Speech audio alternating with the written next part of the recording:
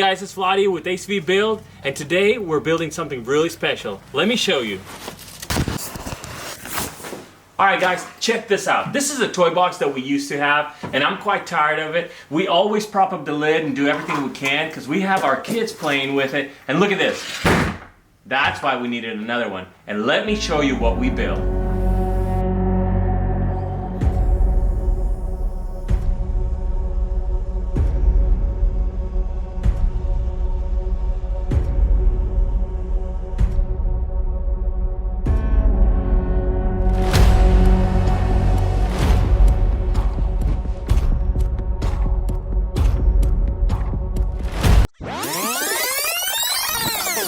Alright, maybe it wasn't as dramatic, but this is what I had to do. I purchased some half-inch plywood from Home Depot. I traced out the first panel that I already drew. I kind of thought of the design just as I went. It was nothing too special. I used just flat surfaces instead of round surfaces, just not to complicate it and make it a quicker and easier build. Using my circular saw, I ripped the cuts down. Some of them I ran through the table saw once more just to make it flatter, and then it just makes it easy to put it all together when you got nice straight edges. I made sure just to put the template over one more time. Sometimes you got to measure twice, cut once, you know how it goes. I ran through with my circular saw, and then I used a jigsaw on some of the edges that I cut. Also, make sure when you use your circular saw, use a multi-tooth or a high tooth count on your blade, so that way when you rip your cuts, they're not all chipped up. Now this part was the hardest part when I married the first two pieces together. Working by yourself, it's not as easy as with a little bit of help. Now there I had some creative criticism and a little bit of supervision, so don't worry guys, someone was always watching me.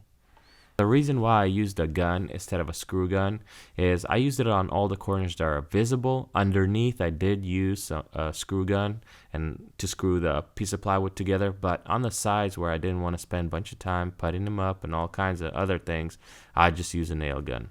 Now over here you see it's starting to come together.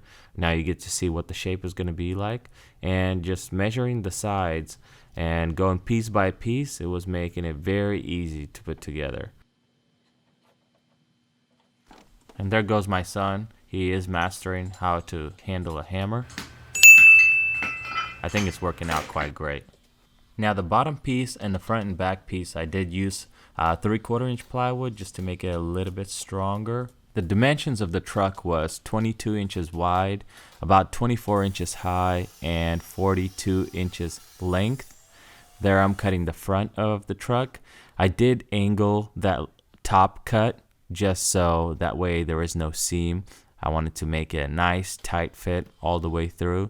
Now make sure you put sufficient enough fastening in it, whether you're using nails or screws, whatever you guys are using. Here I'm attaching the windshield piece, getting closer to finishing up.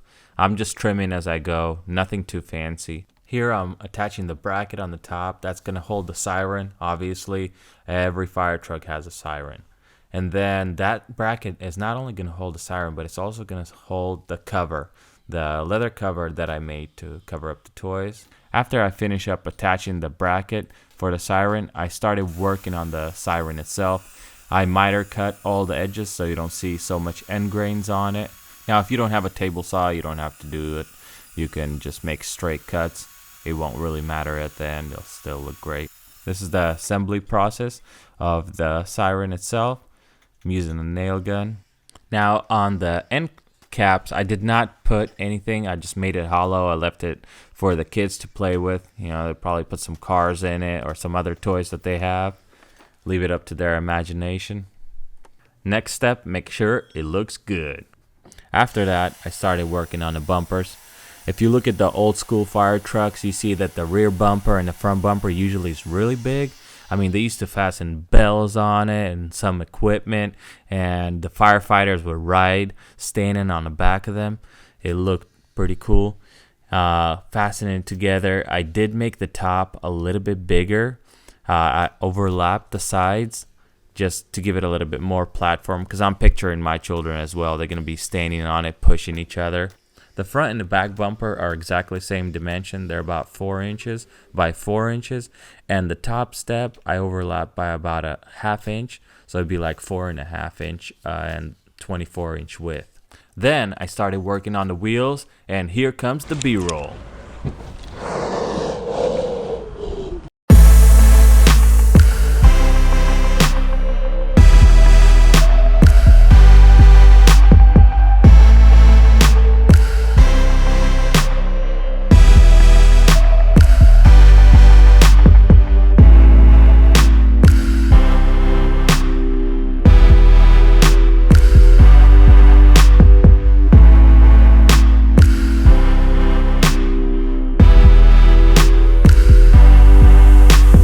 Now, let's make sure we sand those wheels. You don't want no sharp edges. You know, this thing's going to be in the house, being pushed around. I put a little bit of black paint on the wheels, nothing too fancy. Next thing I started doing is sanding the whole thing down so there's no sharp corners or edges, getting it prepped for the paint. Also, I did go with a little bit of paint putty and touched up the holes, make sure there's no voids or anything like that, because once the paint is done, you can't go back and fix it. You could, but you don't want to waste all that time. I did put some red paint. I picked out the reddest paint there is, the closest that I could find that looks like a fire truck. I did use an oil-based paint. I didn't do latex. That way it's a little bit more durable. The children are going to be playing with it, probably throwing some toys and other things, and I just wanted it to last. Taping off the bumpers, that was the easiest way to paint them. I didn't want to sit around and spend time with a brush, so I just use a spray paint can. After I finished painting the bumpers and the windows, I started working on the wheels. I drilled a ½ inch hole. All the hardwares, nuts, bolts, washers, I picked up at Home Depot, and it turned out pretty good. It spun very easily. I made sure to tighten the wheels really good. I put a little Loctite on the bolts, that way they don't come loose, and the kids can push the cart around the house. Next thing, I started working on the towel bars, and after the towel bars, I just went through and made sure to cut off anything that sticks out, you know, any bolts or screws or nails. Now that's it for the building part. Now let's take a step back and see what we've done.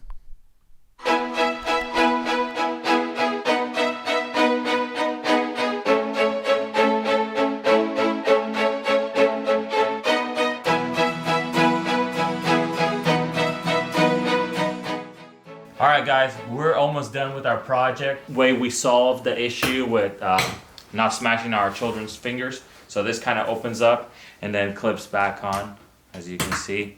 And then, you know, when they need to get the toys, they just flip it out of the way.